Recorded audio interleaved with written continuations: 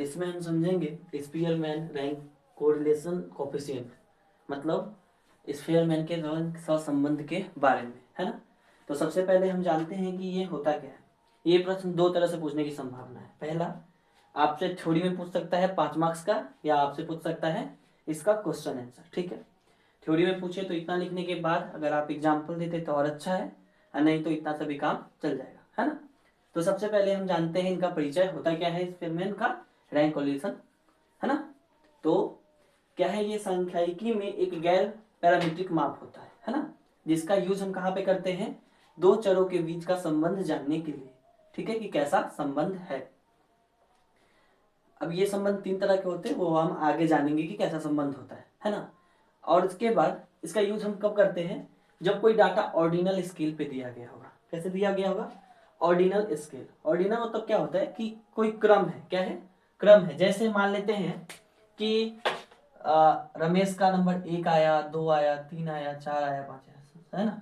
जैसे कोई विद्यालय है, ठीक है, ठीक है, एक विद्यालय है, उसके अंदर 5 छात्र थे, तो किसी का रैंक 1 आया, 2 आया, 3 आया, 4 आया, 5 आया, है ना। तो ये रैंक की गणना कर रही है, ठीक है। तो उसे हम कहते हैं ऑर्डिनल, है ना। तो जब ऐसा कुछ दिया हो कि क्या हो, हमारा नंबर ऑर्डिनल हो, यानी रैंक की बात कर दे, या बहुत अच्छा है, बहुत बुरा किया उसने, तब हम इसका यूज करते हैं, ठीक है। तो ये हो गया हमारा स्पीयरमैन का परिचय।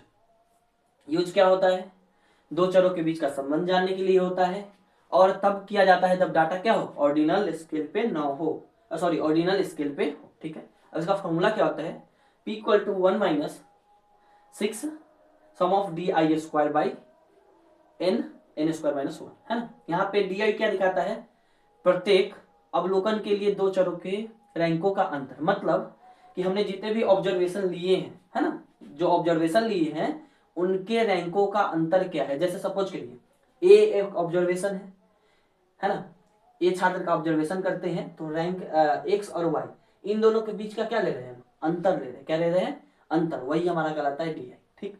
चलिए, अब दूसरा है एन। एन क्या है, कुल अवलोकनों की संख्या, मतलब कि कोई भी जो डाटा दिया गया है उस डाटा में कुल कितने ऑब्जर्वेशन है ना, कुल कितने ऑब्जर्वेशन है। चलिए, तो जैसे कि एग्जांपल पे यहाँ देखिए 1 2 3 4 5 6, तो यहाँ पे कुल अवलोकन यानी ऑब्जर्वेशन कितने हैं, तो 6, है ना। तो ये हमारा फॉर्मूला हो गया, ठीक है।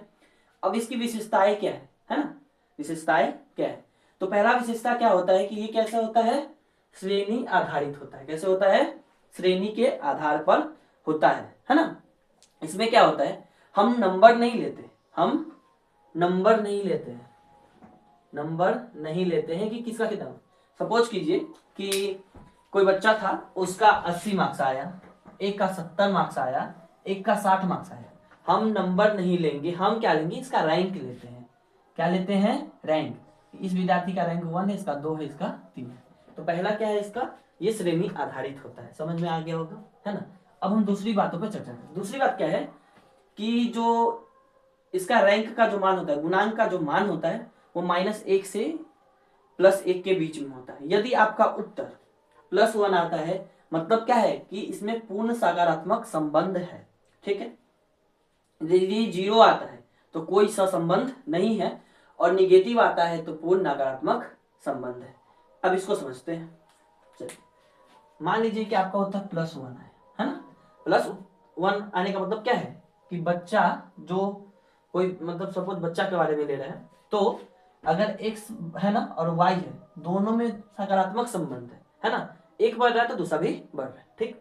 उसके बाद अगर उसके बाद क्या आ जाए, -1 आ जाता है, और एक क्या है, 0। जब 0 है, 0 आए मतलब क्या है कि उनके दोनों विषयों थे, है ना, यहाँ पे 2 विषय हैं, इनके बीच में कोई संबंध ही नहीं है, ये अलग है अपना और ये अलग है।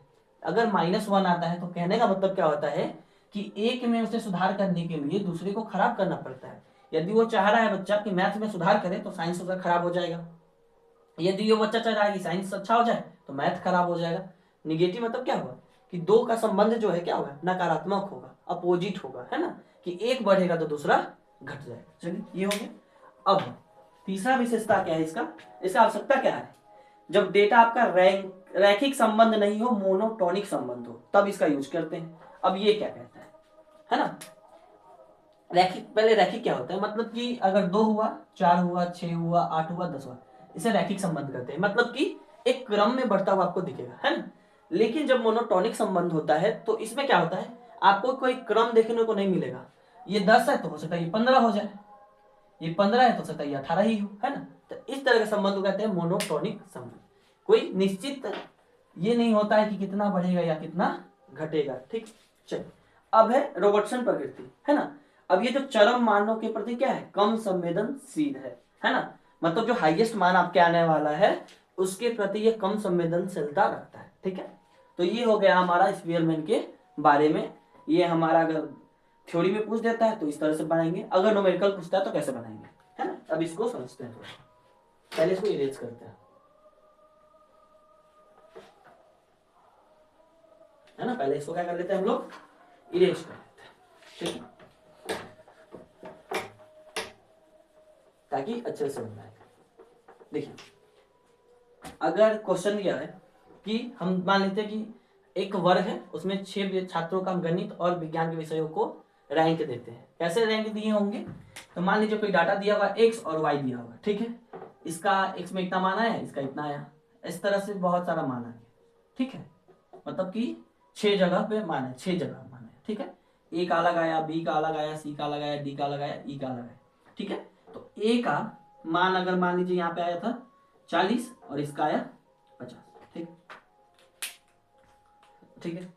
ए का मान आया 30, बी का मान आया 30, इसका मान आ गया 20, इसका मान आया 45, इसका मान आ गया 40, इसका मान आ गया 50, इसका मान आ गया 44।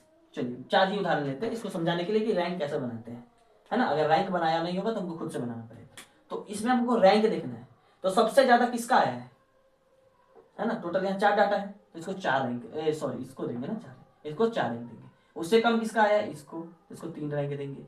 उससे कम किसका आया है तो इसको 2 रैंक देंगे। फिर इसको क्या देंगे, 1 रैंक देंगे, ठीक है। तो मिनिमम से लेकर के मैक्सिमम की तरफ बढ़ेंगे, ठीक, 1 2 3 4, है ना। तो इस तरह से हम रैंक का निर्धारण करते हैं, ठीक है। अब हम आगे बढ़ते हैं इस प्रश्न में। अब इसको सॉल्व कैसे करेंगे, ठीक है।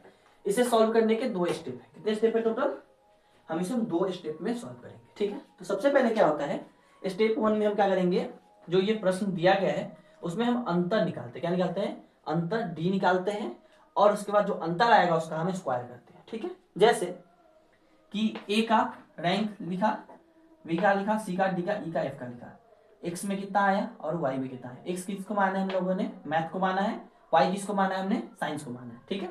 अब दो रैंक है ना, अब इनके बीच का अंतर क्या है, तो 1 - 2 किए -1 आया, 2 - 3 किए -2 आया, 3 - 1 किए 2 आया, 4 - 4 किए 0 आया, 5 - 6 किए -1 आया, 6 - 5 किए तो क्या आया 1, ठीक है।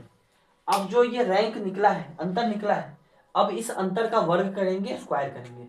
तो 1 - 1 का स्क्वायर क्या हो जाएगा, 1 हो जाएगा। -2 का स्क्वायर क्या हो जाएगा, 4 हो जाएगा।